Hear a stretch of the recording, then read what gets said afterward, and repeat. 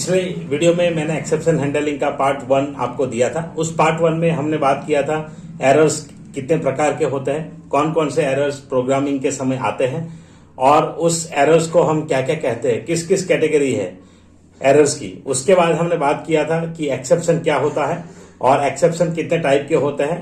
उसमें हमने built in exception के बारे में बताया था। आज के इस वीडियो में हम देखेंगे कि उस बिल्ट इन एक्सेप्शन को हम कैसे रेज कर सकते हैं अपने यूजर डिफाइंड कोड से, तो उसकी बात करने वाले हैं। तो चलिए शुरू करते हैं जल्दी से। तो इस वीडियो में आप ये सीख पाएंगे कि किस तरीके से आप पर्टिकुलर एक्सेप्शन को रेज करेंगे या पर्टिकुलर एक्सेप्शन को यहाँ पे हैंडल करेंगे। तो एक्सेप्शन हैंडलिंग वाला जो और पूरा प्रोसेस है वो हम अगले वीडियो में देखेंगे। आज के वीडियो में सिर्फ कैसे रेज किया जाता है एक्सेप्शन को, उसके बारे में चर्चा करने वाला है। तो चलिए जल्दी से शुरू करेंगे। तो सबसे पहले बात करें तो यूजर डिफाइंड एक्सेप्शन, जैसे मैंने आपको बताया वैसे यूजर डिफाइंड एक्सेप्शन क्रिएट होता है, लेकिन उसके लिए क्लास और उस पर्टिकुलर चीज का यूज करना पड़ता है। लेकिन यहाँ पे हम यूजर डिफाइंड एक्सेप्शन इस वे में ले रहे हैं कि जो इनबिल्ट एक्सेप्शन है उसको अपने कोड से कैसे रेज करेंगे। तो उसके लिए हमारे पास 2 कीवर्ड है जनरली। तो उस कीवर्ड में पहला है रेज, सबसे पहले रेज स्टेटमेंट आएगा, और दूसरा है एजर्ट। तो रेज और एजर्ट, इससे हम एक्सेप्शन रेज कर सकते हैं। तो एक्सेप्शन जब भी आएगा तो आप इनमें से किसी भी एक पर्टिकुलर कीवर्ड को यूज करेंगे। तो चलिए बात करते हैं कि रेज स्टेटमेंट क्या होता है। तो रेज स्टेटमेंट जनरली यूज होता है थ्रो एन एक्सेप्शन। आपको जब भी एक्सेप्शन, कोई भी किसी पर्टिकुलर चीज का एक्सेप्शन डायरेक्ट आपको थ्रो करना है तो उसके लिए हम यूज करेंगे रेज। तो एक्सेप्शन रेज होगा कि जब भी एरर आए तो क्या होना चाहिए। तो उसके लिए हम लिखेंगे थ्रो, उसके लिए लिखेंगे थ्रो। तो एक्चुअली वर्ड है जावा में, तो जावा के साथ काम किए तो कभी कभी आ जाता है। तो थ्रो एन एक्सेप्शन, तो एक्सेप्शन को थ्रो करने के लिए यहाँ पे रेज कीवर्ड है। सिंटेक्स उसका कुछ इस प्रकार से रहेगा, रेज एक्सेप्शन नेम और ऑप्शनल आर्ग्यूमेंट। तो रेज के बाद एक्सेप्शन नेम आएगा, उसके बाद हम आर्ग्यूमेंट्स यहाँ पे डाल सकते हैं अलग अलग। तो ऑप्शनल है वो, रेज एक्सेप्शन नेम डाल दीजिए तो तुरंत ही वो एक्सेप्शन को रेज करेगा। देखिए इसमें बताया है कि optional argument is string pass to the exception. तो इस एक्सेप्शन में जो स्ट्रिंग पास की जाएगी वो यहाँ पे आएगा। तो मान लीजिए कि आप जब एक्सेप्शन रेज करते हैं उस टाइम आपको क्या मैसेज देना है, तो वो हम डबल कोट में यहाँ पे डाल सकते हैं। तो इनबिल्ट एरर नहीं बता करके हम अपना कोई मैसेज यहाँ पे डाल सकते हैं। तो उसके लिए हम यूज करेंगे उसका, और जो भी मैसेज होगा वो डिस्प्ले हो जाएगा। द एक्सेप्शन में बी यूजर डिफाइंड और बिल्ट इन। तो ये एक्सेप्शन यूजर डिफाइंड भी हो सकता है, बिल्ट इन भी हो सकता है। देखिए यहाँ पे एक एग्जांपल मैंने लिया है कि की एरर, जो की एरर आता है उसका देखिए, जैसे ये ए बी यहाँ पे एक डिक्शनरी में हमने डिक्लेयर किया है, A9 और B10 दिया है। K equal to input enter the key to search, ये डिक्शनरी में से सर्च करने के लिए प्रोग्राम बनाया है। If K in D dot keys, तो ये हमने सिंपल यहाँ लिखा कि जो हम ये सर्च कर रहे हैं वो अगर इसमें आ जाए तो यहाँ पे मैसेज देगा कि की फाउंड इन डिक्शनरी, कि भाई की मिल गया है। नहीं मिला है तो सीधा एक्सेप्शन आया कि की नॉट फाउंड। तो की नॉट फाउंड, तो उसका एरर क्या होगा, तो की एरर है। तो यहाँ पे की एरर एक्सेप्शन को रेज किया, रेज एक्सेप्शन नेम है की एरर और की not present in the dictionary, ऐसा मैसेज आएगा। तो यहाँ पे यही मैसेज आएगा जब भी हम सर्च करेंगे कोई और। तो चलिए इसे हम डायरेक्टली कोड को रन करते हैं पाइथन में। तो सिंपली ये मैसेज देगा हमें कि भाई आपने जो की सर्च किया है वो अभी अवेलेबल नहीं है। तो जल्दी से ओपन कर लेता हूं मैं न्यू फाइल और स्क्रिप्ट मोड में कोड को डालेंगे। ऐसे आप कोई भी एक्सेप्शन ले सकते हैं। ये मैंने की एरर का यहाँ पे रेज किया है, अलग अलग है, और प्रैक्टिकली भी मैं आपको अलग अलग प्रोग्राम करके दिखाऊंगा, इसके रेज के, एजर्ट के और ट्राई कैच फाइनली के। तो उसमें आपको ज्यादा डिटेल में पता चलेगा। अभी ये एक्सप्लेनेशन सिर्फ ऐसे हम थोड़ा शॉर्ट करेंगे। तो यहाँ पे डाल देते हैं रेज EXE। चलिए तो एंटर की टू सर्च, अभी हमारे पास की ए है तो की फाउंड इन डिक्शनरी मैसेज आ गया। अभी मान लीजिए कि की ऐसा डालते हैं जो नहीं है, तो कोई की नहीं है हमारे पास, डी नहीं है तो डी यहाँ पे डाल दिया तो यहाँ पे आ जाएगा। और मैसेज आप देख सकते हैं कि जो मैंने की नॉट प्रेजेंट इन डिक्ट ये लिखा है वो आया है। तो इस तरीके से आएगा। अगर हम इसको हटा देवें, ये जो कोड है उसमें से इसको अगर हटा देंगे, रेज की एरर सिंपल, अभी तो इस तरीके से करते हैं, एंटर की टू सर्च, फिर से डालेंगे डी। तो देखिए यहाँ पे रेज की एरर और सिर्फ एक्सेप्शन का नाम आया, कोई कस्टम मैसेज नहीं आया। तो ये यूजर डिफाइंड मैसेज डालने के लिए हम रेज में डबल कोट्स में लिखेंगे वो आएगा।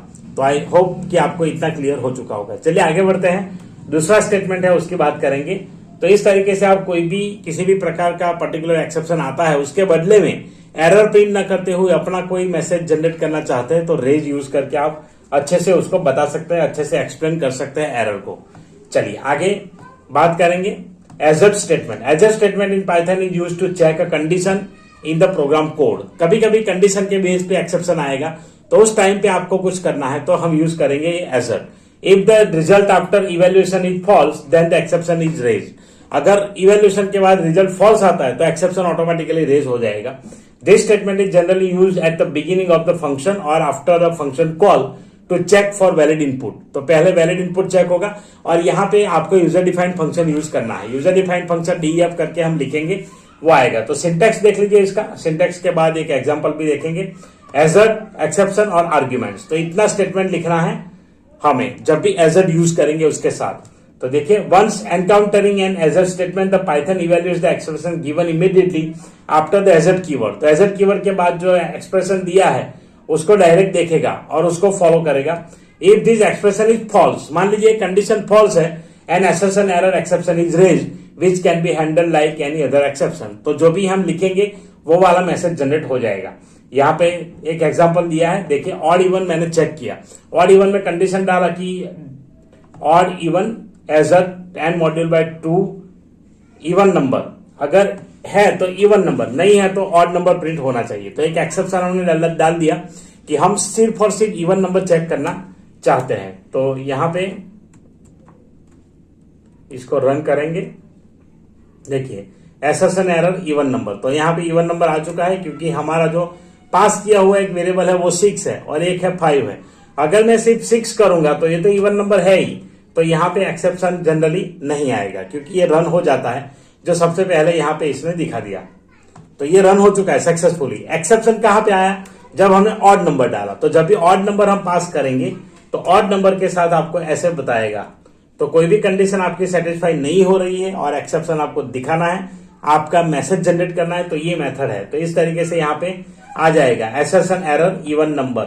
तो हमें इवन नंबर यहाँ पे जो था वो दे दिया इसने कि भाई क्या मैसेज जनरेट करना है, तो आपको इवन नंबर एंटर करना है। या तो ये डाल सकता है पास इवन नंबर, क्योंकि ओनली इवन नंबर से थोड़ा पता नहीं चलता है एक्चुअली क्या है। तो जो भी मैसेज जनरेट करना चाहते हैं कंडीशन के साथ ऐसे आ जाएगा। तो आपको यहाँ पे फंक्शन में सिर्फ और सिर्फ इवन नंबर ही पास करना है। तो जब इवन नंबर पास करेंगे तो इस तरीके से आएगा। ये देखिए पास इवन नंबर यहाँ पे आ चुका है। अब जब हम आगे एक ऑड नंबर डालेंगे तो आपको डायरेक्ट इवन नंबर का आउटपुट मिल जाता है कि भाई जो कंडीशन है वो सेटिस्फाई हो गई, तो ऑड नंबर वाला आउटपुट प्रिंट होगा। मतलब जब कंडीशन नहीं है तो इस तरीके से आप पास कर सकते हैं। इसको समझिए कि किस तरीके से वर्क करता है। तो ऑड नंबर यहाँ पे है तो भाई डायरेक्ट ही प्रिंट यहाँ पे कर दिया। तो जब कंडीशन सेटिस्फाई होगी तो आएगा, कंडीशन सेटिस्फाई नहीं है तो नहीं आएगा। इसका उल्टा हम करें तो इस तरीके से।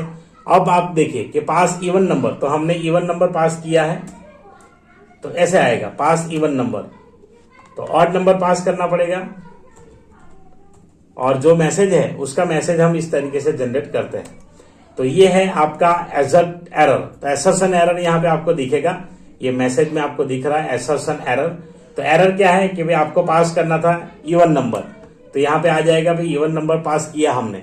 जब ऑड नंबर करेंगे तो अब इसका बताएगा। तो जो मैसेज हम जनरेट करना चाहते हैं वो जनरली इस तरीके से आएगा। तो ऑड नंबर जो भी है मैसेज हमें देगा और यहाँ पे पास इवन नंबर। तो ये वाला एक्सेप्शन आप इस तरीके से जनरेट कर सकते हैं।